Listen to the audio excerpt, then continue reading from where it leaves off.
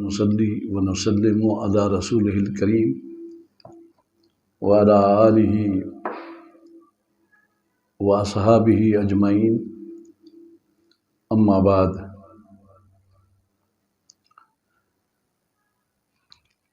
औज़ु बिल्लाहि मिनश शैतानिर रजीम, बिस्मिल्लाहिर रहमानिर रहीम। मुहम्मदुर रसूलुल्लाह वल्लज़ीना माअहु अशिद्दाउ अलल कुफ़्फ़ार रुहमाउ बैनहुम। अल आया। मुअज़्ज़ज़ हाज़रीन और कैमरा के ज़रिए नाज़रीन, आज माह मुबारक ज़िलहज की 29 की रात है। सैयदना अमीरुल मोमिनीन खलीफा दोम हज़रत उमर बिन ख़त्ताब रज़ियल्लाहु ताला अन्हु पर इस माह मुबारक की 27 को हमला हुआ था। शदीद ज़ख्मी हो गए थे और यकम मुहर्रम को आप इस दुनिया से रुखसत हो गए थे। माह मुहर्रम आने वाला है। इमाम आली मकाम इमाम हुसैन रज़ियल्लाहु ताला अन्हु की शहादत बयान की जाएगी। हम चाहते हैं कि सामीन को, हाज़रीन को, नाज़रीन को हज़रत उमर रज़ियल्लाहु ताला अन्हु के बाद फ़ज़ाइल और आपकी शहादत के हवाले से कुछ मालूमात पेश करें। मैंने कुरान मजीद की आयत तिलावत की है। मुहम्मदुर रसूलुल्लाह, मुहम्मद अल्लाह के रसूल हैं। इसके आगे इरशाद हुआ वल्लज़ीना माअहु, और वो लोग जो मोहम्मद के साथ हैं सल्लल्लाहु अलैहि वसल्लम। माअहु, वो लोग जो मोहम्मद के साथ हैं। अशिद्दाउ अलल कुफ़्फ़ार, काफिरों के हक़ में बहुत शिद्दत करने वाले हैं। रुहमाउ बैनहुम, बाहमी एक दूसरे के साथ शफीक और रहीम है। अब ये फरमान रब्बे ज़ुल जलाल का है कि नबी करीम रऊफ़ुर रहीम सल्लल्लाहु अलैहि वसल्लम के साथ रहने वाले सहाबा काफिरों के हक़ में निहायत शिद्दत रखते हैं, अदावत रखते हैं, नफ़रत रखते हैं, लेकिन बाहम एक दूसरे के साथ रुहमाउ बैनहुम, बाहम एक दूसरे के साथ रहीम है, शफ़क़त रखते हैं। इन दो लफ्ज़ों से अल्लाह ताला ने अपने कलाम पाक में बयान कर दिया कि सहाबा एक दूसरे के साथ शफीक थे। जो लोग ये कहते हैं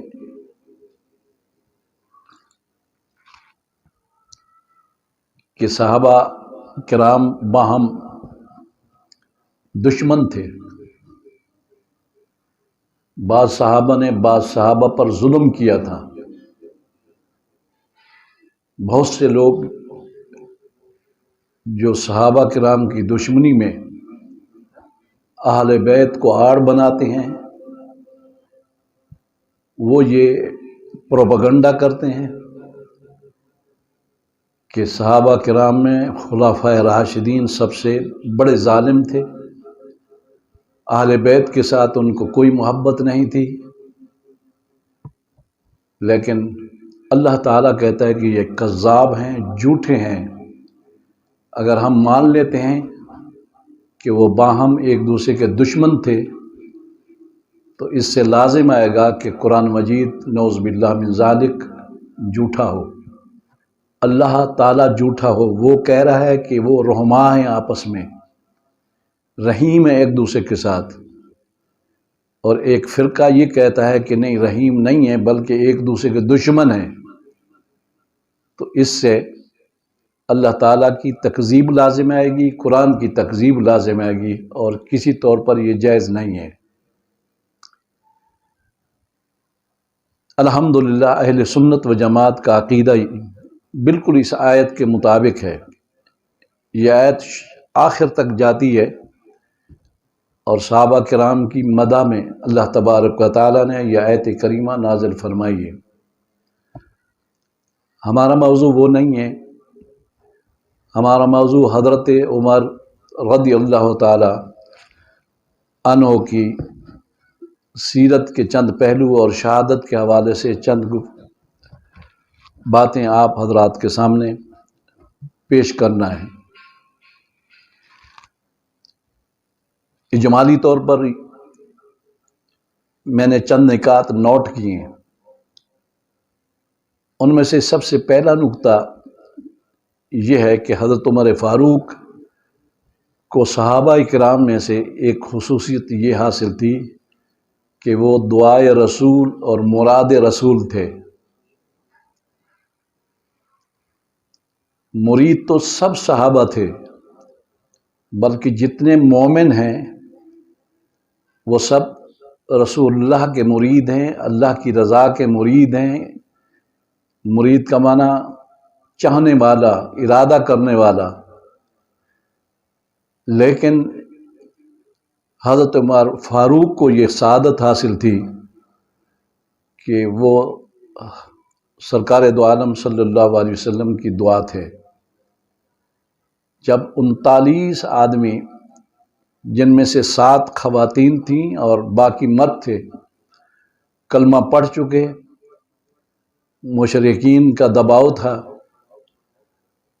حضور اکرم صلی اللہ علیہ وسلم دار ارقم میں محبوس تھے، اس وقت نبی کریم صلی اللہ علیہ وسلم نے دونوں ہاتھ اٹھائے، یا رب العالمین، دو عمر ابن ہشام یا عمر ابن خطاب، ان میں سے ایک کو تو ہدایت عطا فرما۔ عمر ابن ہشام ابو جہل اور عمر ابن خطاب حضرت عمر فاروق۔ اللہ تعالیٰ نے نبی کریم صلی اللہ علیہ وسلم کی دعا قبول فرمائی، اور اس دعا کے نتیجے میں حضرت عمر فاروق کو اسلام کی توفیق عطا فرمائی۔ وہ مشرکین کے کہنے سے حضور کریم صلی اللہ علیہ وسلم کو قتل کرنے کے ارادے سے گھر سے نکلے، خود پہنی ہوئی تھی، زرہ پہنی ہوئی تھی، تلوار ہاتھ میں تھی، نیزہ ہاتھ میں تھا، جنگی لباس زیب تن کر کے دار ارقم کی طرف روانہ ہوئے۔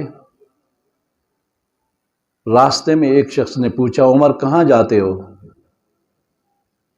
عمر کہنے لگا کہ میں نعوذ باللہ من ذالک رسول کریم صلی اللہ علیہ وسلم کو قتل کرنے جا رہا ہوں، ابھی ان کا سر میں لے آؤں گا۔ اس شخص نے کہا، عمر پہلے اپنی بہن کا گھر تو دیکھو۔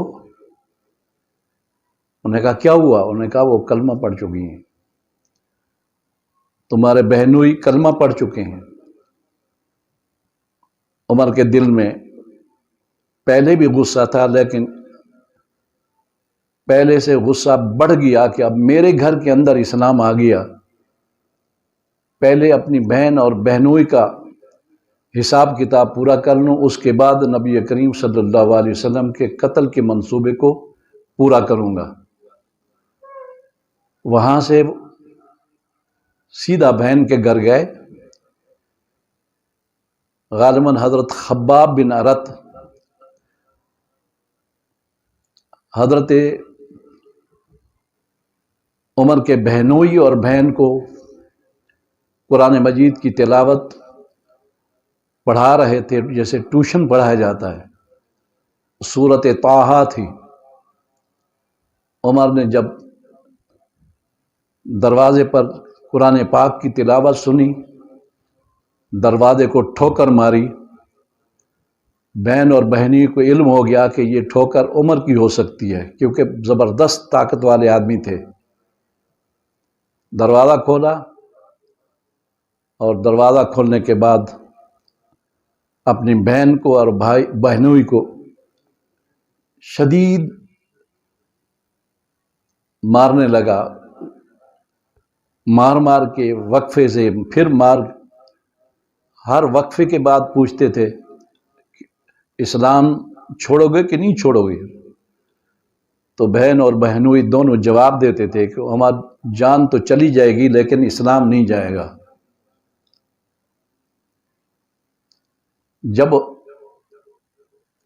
بہن اور بہنوئی کا یہ رویہ دیکھا عمر نے، تو فوراً اس کے دل میں بات آئی، بے آخر بات کیا ہے؟ کہنے لگا مجھے قرآن دکھاؤ۔ سورہ طٰہٰ پڑھی، عربی تھے، تو آنکھوں سے آنسو جاری ہو گئے۔ دل میں اسلام کی حقانیت رب قدوس نے ڈال دی۔ دار ارقم کی طرف بہن کے ساتھ چلے، بہنوئی کے ساتھ چلے۔ دار ارقم میں موجود صحابہ کرام ڈر گئے، عرض کی یا رسول اللہ عمر آ رہا ہے۔ سید الشہداء حضرت حمزہ نے فرمایا کہ کوئی بات نہیں، میں انشاءاللہ ان کا انتظام کر لوں گا، میں مقابلہ کروں گا۔ لیکن حضور کریم صلی اللہ علیہ وسلم نے ارشاد فرمایا دروازہ کھول دو، عمر لڑنے نہیں آ رہا بلکہ اسلام قبول کرنے آ رہا ہے۔ میں نے دعا کی ہے، اللہ تعالی نے میری دعا قبول کی ہے۔ جاتے ہی عمر حضور کے قدموں میں گر گئے اور کلمہ نصیب ہوا، اور کلمہ نصیب پڑھنے کے بعد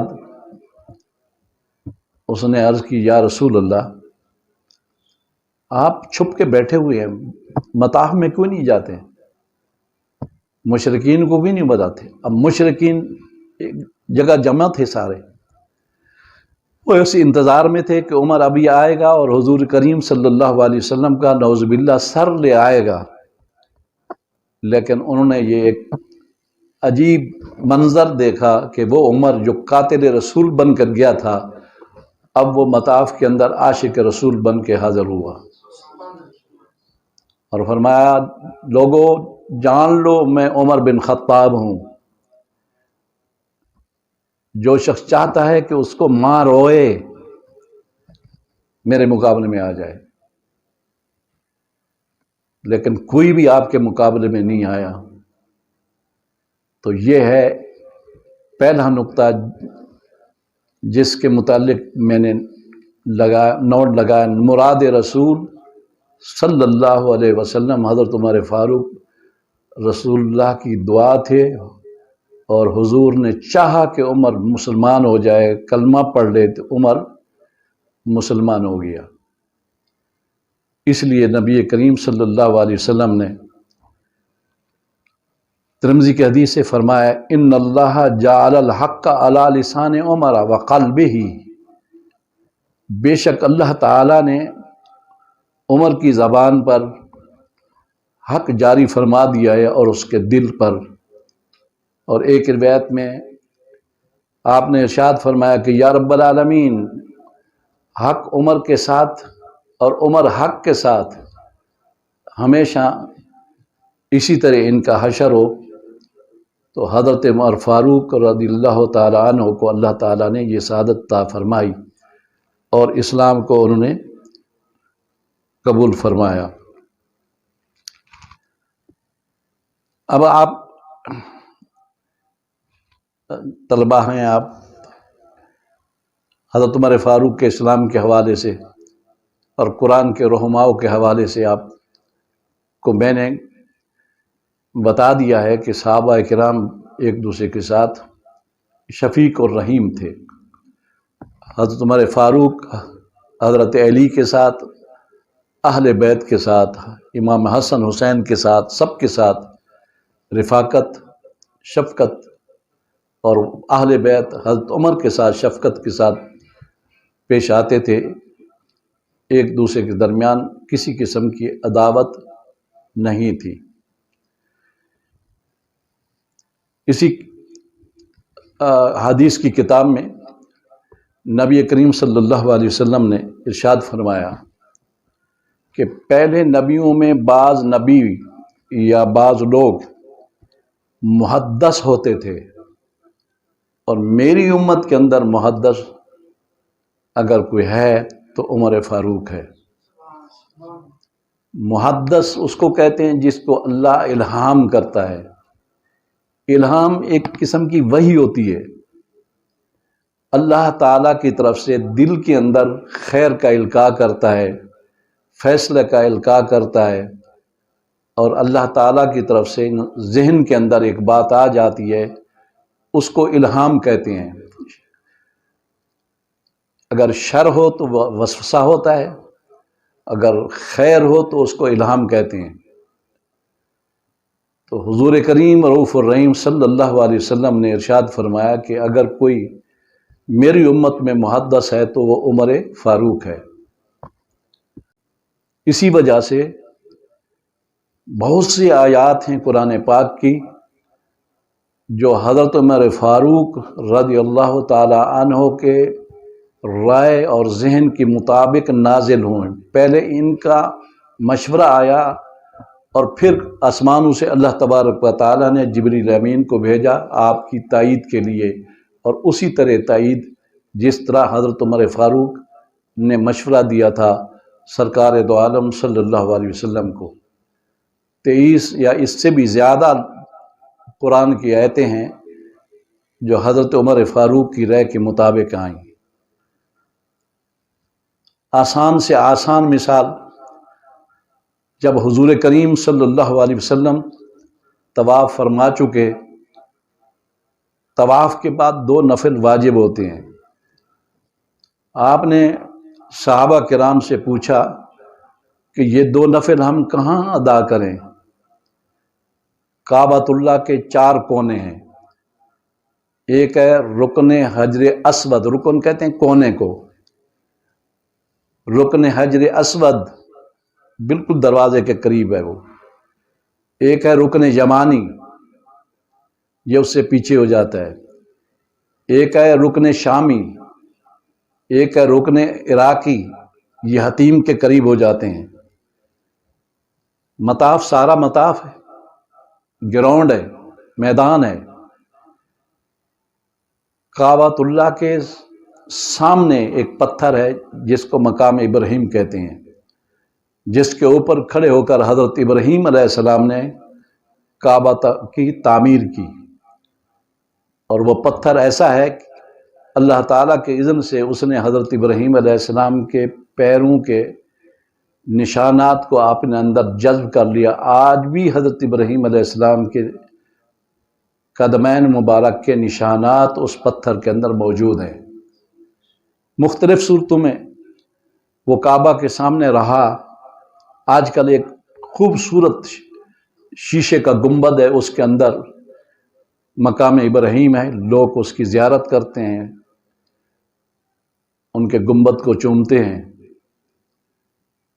جب حضور نے مشورہ کیا کہ کہاں ہم 2 نفل ادا کریں، تو حضرت عمر فاروق نے عرض کی، یا رسول اللہ، یہ جو مقام ابراہیم ہے اس کے قریب آپ 2 نفل پڑھ لیں، ہم سارے یہاں پڑھ لیں۔ جب یہ عمر کی طرف سے رائے آ چکی، اس کے بعد جبریل امین آ گئے، انہوں نے کہا یا رسول اللہ واتخذوا من مقام ابراہیم مصلی، مقام ابراہیم کو جائے نماز بنا دو۔ اگر عمر دشمن رسول ہوتا، دشمن اہل بیت ہوتا، تو اللہ تعالی عمر فاروق کے ذہن کے مطابق کبھی یہ آیتیں نازل نہ فرماتا۔ اللہ تبارک و تعالی حضرت عمر فاروق اور دیگر صحابہ کی محبت اور اتباع کی توفیق عطا فرمائے۔